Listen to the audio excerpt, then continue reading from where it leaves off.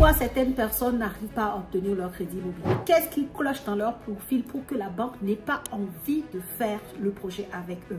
Dans cette vidéo, si tu es une personne qui ne veut pas que la banque te claque la porte au nez, si tu ne veux pas que la banque te dise non pour le financement de ton bien, alors regarde cette vidéo parce qu'aujourd'hui, je vais te partager 3 erreurs, 3 choses qui disqualifient d'office ton profil face à une banque, face à un conseiller bancaire. On commence tout de suite. Bonjour à tous et bienvenue sur cette chaîne destinée à l'investissement immobilier. Je suis Céline Médéo, épouse de Rideau. Je suis une immopreneur, une personne qui fait du business avec l'immobilier. C'est ce que je t'apprends à faire au travers de mes contenus sur cette chaîne, également au travers de mes formations et de mes accompagnements. Donc, si c'est un sujet qui t'intéresse, la première chose, abonne-toi à la chaîne et active ta cloche de notification pour ne pas rater mes futures publications. Et la deuxième chose, tu regardes en bas de description de cette vidéo, tu vas pouvoir télécharger ton cadeau de bienvenue, les 10 commandements de l'investissement immobilier rentable.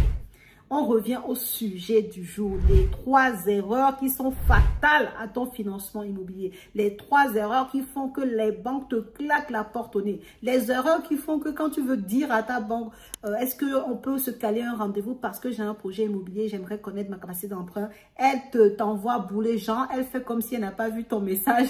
Ton conseiller n'a peut-être pas envie de te parler. Voici les erreurs qui font que tu n'arrives pas à décrocher ton financement bancaire. La première erreur, c'est d'avoir des commissions d'intervention. La team, si tu veux investir dans l'immobilier, sache que la banque va s'atteler à analyser ta façon de gérer tes comptes. D'accord? Une personne qui a souvent des commissions d'intervention sur ses comptes, c'est une personne... pour la banque, hein, ça c'est pas mon raisonnement à moi, hein, je te parle ici de comment les banques réfléchissent. Hein. Pour une banque, c'est que tu n'as pas conscience des charges qui passent sur ton compte. Parce que pour elle, si tu as une commission d'intervention, c'est que tu n'as pas mis assez d'argent sur ton compte pour que tes charges liées à ton compte sur le mois ou sur la semaine puissent se passer. Et donc pour elle, c'est que tu n'as aucune notion des charges globales que tu as sur ton compte. Tu vis au-dessus de tes moyens puisque l'argent qui rentre sur ton compte ne te permet pas de faire face aux charges qui arrivent sur ton compte. C'est genre une croix rouge, tu vois, c'est un stop tout de suite pour ton projet, mais immédiatement pour ton projet immobilier. Immédiatement. La banque ne voudra pas aller plus loin. D'accord? Donc, vraiment, faites attention à ça. Les personnes qui ont des commissions d'intervention parce qu'une charge n'a pas pu passer ou peut-être parce que tu as dépassé ton découvert qui est autorisé parce que ça arrive des fois, peut-être que tu peux aller jusqu'à 1 000 €, mais toi, finalement, tu as une charge qui arrive après moins de 1 000 € sur ton compte. Ça fait beaucoup, en fait. Peut-être que ta CB n'est pas passée. Enfin, il y a plein de choses, hein, ou alors un refus de chèque. Chèque sans provision, les personnes qui font des chèques sans provision aussi, tu es concerné si tu fais ce genre de choses-là. Donc, c'est vraiment un point rouge, mais de chez rouge, auquel il faut faire attention lorsque tu veux pouvoir investir dans l'immobilier, lorsque tu veux pouvoir réussir ton projet immobilier et obtenir ton financement bancaire. Parce que, jusqu'à preuve de contraire, quand tu veux investir dans l'immobilier, tu as besoin de la banque. À moins que tu ne veuilles pas faire de crédit immobilier et que tu as assez de cash. Quelqu'un qui a assez de cash n'est même pas concerné par ce que je dis. Parce que si tu as assez de cash, je considère que les erreurs dont je parle, en fait, tu ne fais pas partie des personnes qui les font. Tu vois? Si tu as de l'épargne, si tu as assez d'argent, si tu as assez de cash pour pouvoir investir sans la banque, c'est que tu sais gérer tes finances en fait. Donc, tu n'es pas concerné. Donc, clairement...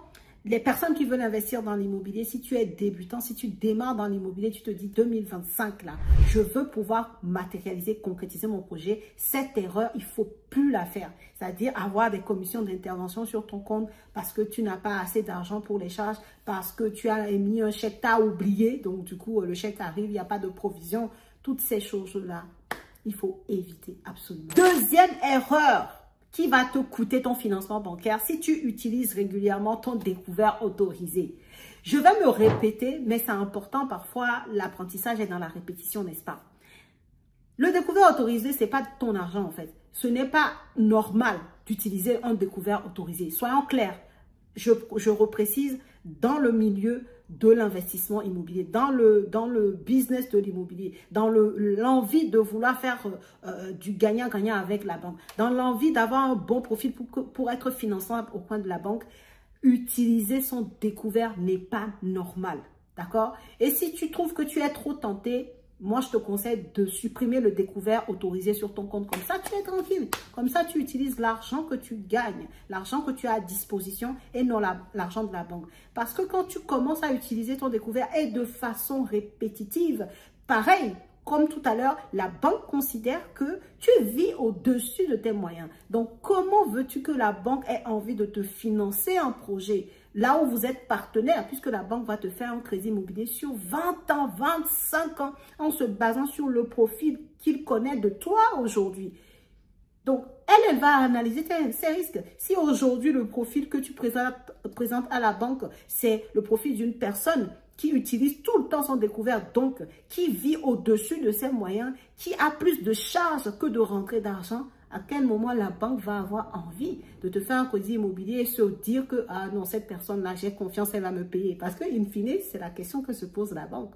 Tu vois, elle n'a pas envie d'octroyer un crédit sur 20 ans, 25 ans à quelqu'un dont le profil qu'elle connaît aujourd'hui dit déjà de cette personne qu'elle a trop de charges par rapport à l'argent qui rentre sur son compte tous les mois. Tu vois ce que je veux dire? Donc, c'est pour ça que je dis souvent que lorsque tu connais les règles du jeu, en fait, quand la banque te refuse le financement, déjà, tu sais, en fait. Tu sais pourquoi. D'accord? Parce qu'il y a des codes bancaires, il y a des règles, des choses à savoir, des règles à respecter pour pouvoir être financé. Donc, si tu es quelqu'un qui utilise très souvent ton découvert, c'est une erreur qui va te coûter ton financement. Arrête-moi ça tout de suite. Là. Si tu le faisais jusqu'à... Bon, je sais qu'en décembre, il y a eu les fêtes. Donc, voilà, il y a eu beaucoup de dépenses, des cadeaux et tout. J'avais fait une vidéo pourtant en disant de faire attention. Il vaut mieux peut-être voilà, ne pas contenter les gens jusqu'au niveau où ils veulent, mais au moins être aligné par rapport à ses finances que de vouloir contenter tout le monde et d'être dans le rouge. Mais bon, soit chacun fait comme il veut. En tout cas, je sais qu'en décembre, c'est compliqué, mais là, on est en janvier. Si tu veux aller présenter un projet à la banque et qu'en décembre, par exemple, tu as fait les choses que je cite dans cette vidéo, bah, il va falloir que tu attendes janvier, février, fin mars pour aller présenter un projet à la banque en avril pour que tes 3 derniers relevés de compte janvier, février, mars soient indemne des choses que je vais citer dans cette vidéo. Très important. Sinon, tu es sûr de pouvoir te financer. Te faire financer. Pas te financer, mais te faire financer par les banques. Parce que si tu as fait une de ces erreurs, c'est mort. Donc, tu regardes cette vidéo maintenant et tu fais en sorte que tes prochains relevés de compte ne montrent pas ce genre d'erreur. Ok? C'est très important. Troisième et dernière erreur que je veux te partager, c'est vraiment le fait de ne pas avoir... un sens de ce qui est important pour toi. C'est-à-dire, sur tes relevés de compte, la banque devrait pouvoir lire ce qui est important pour toi. Et pour quelqu'un qui veut faire un investissement immobilier, selon la banque, ce qui devrait être important pour cette personne, c'est de pouvoir avoir de l'épargne, de pouvoir montrer son profil, voilà, de pouvoir mettre de l'argent de côté pour même financer un peu de l'apport. Parce que la banque se dit, de base, elle se dit, bon, bah, elle pourrait te demander de l'apport. Même si, in fine, des fois, les banques ne te demandent finalement pas d'apport par rapport au type de bien que tu leur présentes, si le bien est bien en dessous de son prix réel du marché, si la rentabilité est très intéressante, enfin, si ton profil aussi est nickel par rapport à tes revenus, enfin plein de choses, des fois elle fait du sans apport. Mais même dans ce cas de figure, elle voudrait pouvoir voir sur ton compte le fait que tu épargnes de l'argent, le fait que tous les mois on voit que tu as assez de revenus par rapport aux charges, c'est-à-dire que tu dépenses moins que tu gagnes en fait. Ton salaire est plus élevé que les charges courantes mensuelles que tu as sur ton compte. C'est ça qu'elle veut voir. C'est ça qu'elle veut voir. Et à côté, que tu mets de l'argent de côté. Mais si, au final, en regardant ton compte, la banque se rend compte que madame ou monsieur est toujours dans Uber Eats, c'est lui qui fait les commandes tous les soirs, tous les jours, qui achète des choses en ligne, qui fait des paris sportifs. Je sais qu'il y en a malheureusement qui ont cette tendance, malheureusement par rapport au crédit bancaire, hein, mais après chacun fait comme il veut dans sa vie. Mais si tu veux faire du crédit bancaire, c'est malheureux de faire des paris sportifs parce que tu es sûr et certain de ne pas avoir ton financement.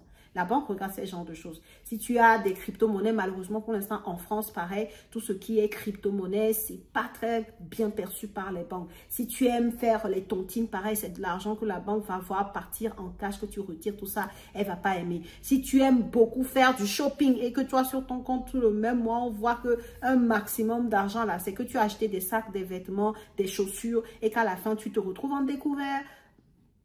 Ton profil n'est pas valide, n'est pas du tout validé, n'est pas du tout certifié pour que la banque ait envie de faire un partenariat avec toi. Parce que quand tu investis dans l'immobilier, tu es en mode business avec la banque. Ce n'est pas un crédit à la consommation, c'est un crédit qui est très spécifique en fait. Le crédit immobilier, il faut comprendre que ça n'a rien à voir avec les crédits à la consommation. Et c'est pour ça que beaucoup de gens s'y perdent en fait. Parce que la même banque qui les appelle pour leur proposer du crédit à la consommation, cette même banque, quand elles vont les voir pour avoir du crédit immobilier, elle n'a pas envie de les financer parce que ce n'est pas la même considération. Le crédit à la consommation, c'est pour les pigeons.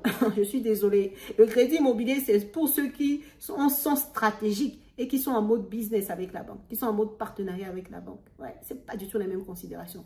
Donc, attention à comment tu gères ces 3 points que je viens de citer. Attention aux découvertes autorisées. Attention aux commissions d'intervention. Attention à comment tu gères ton argent au fil des mois. Parce que tout ça sera regardé à la loupe par la banque avant qu'elle ne se décide à te faire un crédit immobilier.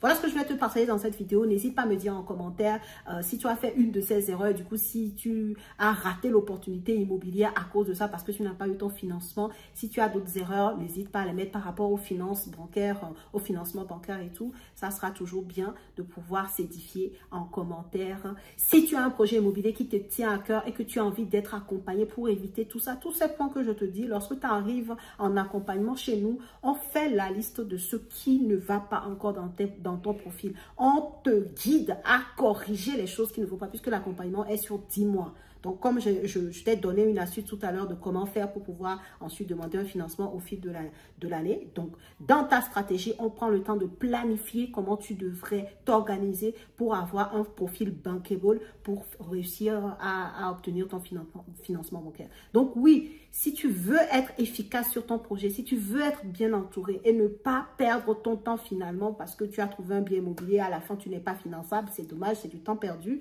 et le temps, c'est plus précieux que toute chose, hein, clairement. Hein. C'est la chose la plus précieuse qu'on a.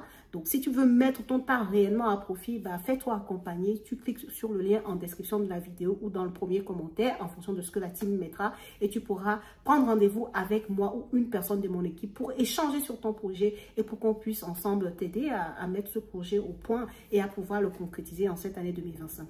Voilà la team, je te souhaite une bonne journée, bonne soirée, bon après-midi en fonction de quand tu regardes cette vidéo et on se dit à la prochaine vidéo.